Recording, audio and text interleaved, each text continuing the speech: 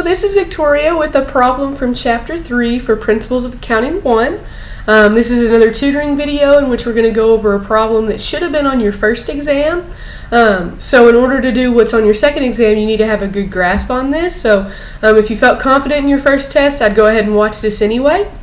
It won't hurt you to be able to look at basic accounting transactions again, okay?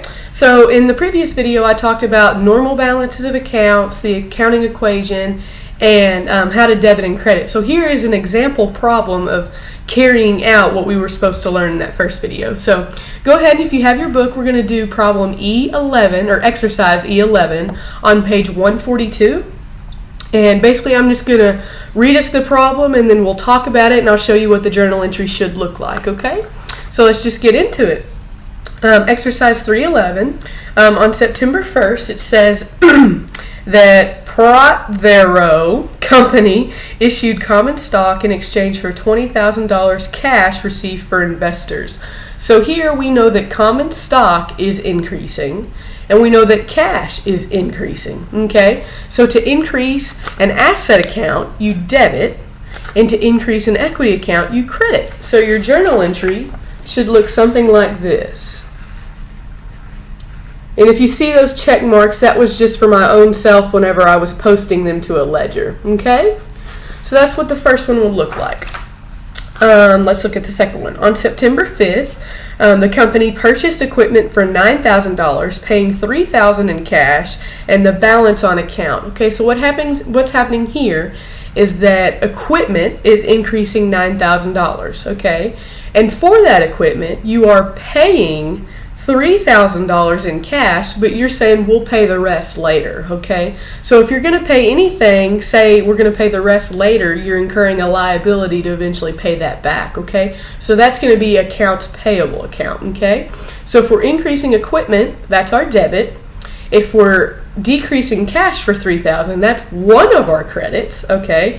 And we learned that debits and credits always have to equal, okay? So we have to fill in an extra $6,000, okay? And that's the amount that's on account. So our journal entry would look something like this. You're increasing equipment, and then you're decreasing cash, but you're increasing accounts payable. Okay, and if you're still not quite comfortable with the debiting and crediting process, still just memorize that chart that I gave you in the first video that has what the normal balance is for accounts, okay? So let's just keep going.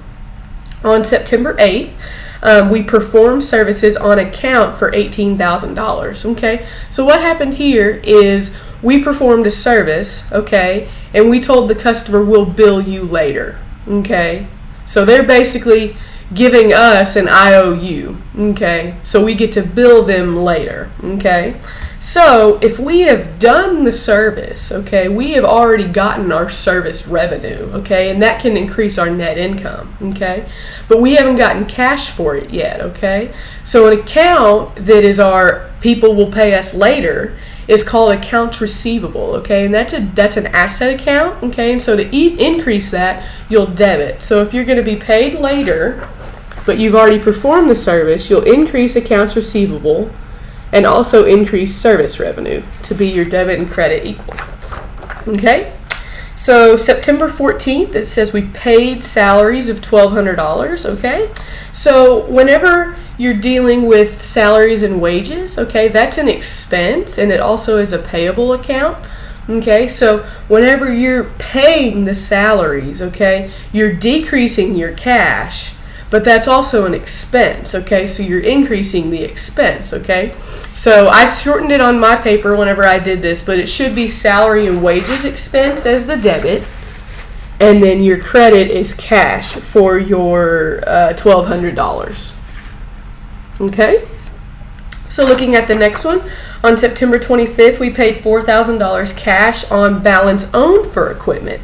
So now we look back, and this is one that kind of goes back to the earlier part of the problem. So you'll notice that on September 5th, we paid $6,000 on our equipment on accounts payable. So we were going to pay them back $6,000 later, okay?